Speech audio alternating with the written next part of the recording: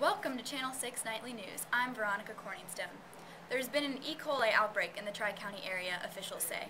The source has not yet been determined, but E. coli usually spreads through contaminated water and meat, sometimes hamburgers. Symptoms are similar to the stomach flu, such as stomach and abdominal pains, nausea, vomiting, diarrhea, and other gastrointestinal symptoms. However, symptoms can be worse and sometimes fatal. Here to talk to us is Dr. Andrea Richardson, a biostatistician and epidemiologist from the Centers of Disease Control and Prevention. Dr. Richardson, help us make sense of the numbers. Thanks, Victoria. As a biostatistician and epidemiologist for the CDC, we assess the health of the people, gather the data, make sense of all the findings for the public's knowledge and well-being. According to our data at the CDC, foodborne illnesses sometimes fly under the radar, but can be quite serious.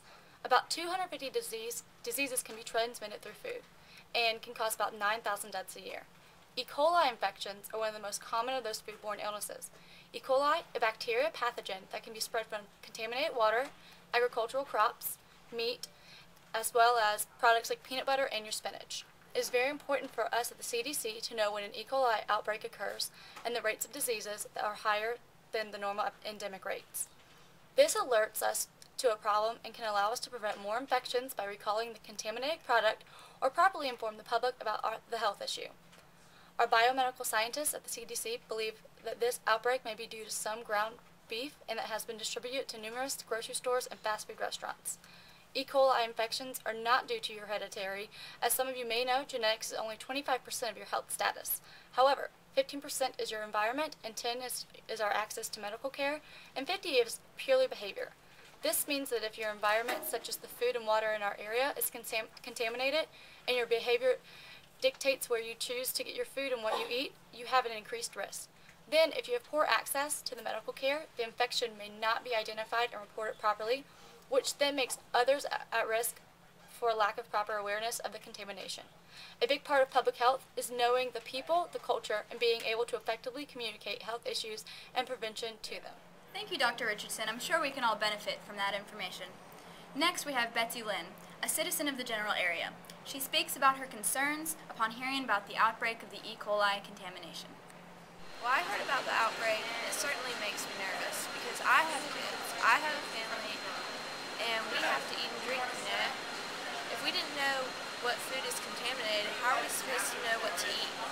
Plus, if one of my kids starts to get sick, how do I know it's not just a stomach bug they caught at school? I'm low income. I don't have the time or money to take them or myself to the doctor, just in case. Even if I'm poor and I can only buy fast food for my family, I should have the comfort in knowing that the food and water is safe. I want them to be healthy. I want to be comfortable knowing we're safe here. I want public health scientists to work with the government to make laws that make sure food is safe. My environment is safe. Not knowing stresses me out. I get anxious, and then my emotional health suffers as well. It's all connected. Thank you for your time and thoughts, Betsy Lynn. You make some valid points. And as Betsy Lynn pointed out, it is very important to know the source and determinants of the infection. Stay tuned for updates and more information on the outbreak. For a different perspective, we've interviewed Butch Daniels, a representative of a local meat processing factory. Just so the public knows, E. coli infections are not always caused by meat. It's been in the news and you can believe what you want, but water, vegetables, and all kinds of other things affect and give us E. coli infections. The meat industry is always under scrutiny. The USDA is always getting stricter. At my meat processing plant, we use the cleanest and most efficient techniques for processing. We are a clean factory. I don't need the government breathing down my neck for stricter rules and more government regulation. I own my company and abide by the laws and regulations already. Just because some other factories didn't doesn't mean my company and profits should have to suffer. Just keep that in mind. Thanks for joining us, Butch. Our next interview in our E. coli segment is with Dr. Nathaniel Schlotzky, an environmental health scientist. Thanks for joining us, Nathaniel. What can you tell us about the E. coli outbreak, not just from a public health perspective, but also environmental, since this is obviously very connected? You're right. Health science is definitely connected to the environment, especially in this case. E. coli contaminations are due to improper food and water conditions. These types of infections can easily be prevented if the right course is taken. It is my job to research the land, soil, and water to make sure that everything is safe for the public. Once we can figure out things that harm the public's health, we can work towards policy development with the government and the EPA for higher environmental standards. Additionally, we work with private organizations and businesses that promote environmental awareness and health. When we know what the risks and determinants of diseases are, we can implement interventions and monitor for effectiveness. For example, we can collaborate with private environmental engineers who can make specific designs for the best possible environment in a situation. This way, the circumstances that increase risk are decreased and prevention is stronger. Environmental health is still a developing field of public health, which means there is a lot of room for progress and research. For all of you who have been tuning in with us this evening, thanks for watching. All of the information has been to your advantage in this time of a rising health issue. Here at Channel News 6, we will keep you updated to let you know any new findings on the E. coli contamination. To end our segment, here is a touching message from Kathy Carroll, a food advocate and mother. It is a great service for this channel news to dedicate so much time to this epidemic.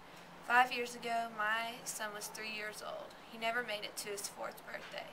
He died from an infection from E. coli contaminated meat from a fast food restaurant. I had never really heard much about E. coli contaminations, how they spread, the symptoms, or anything else. Knowledge is vital to prevention. If you promote education, if you regulate systems, if you work with other fields to develop better courses of actions, watch those courses and make sure their working prevention can be attained. I'm now a voluntary food advocate who petitions with the USDA and with other members of the organization in order to have higher standards and regulations and better awareness on the topic. Next month, we're holding a fundraiser to gain support and funds for researching E. coli and other foodborne illness.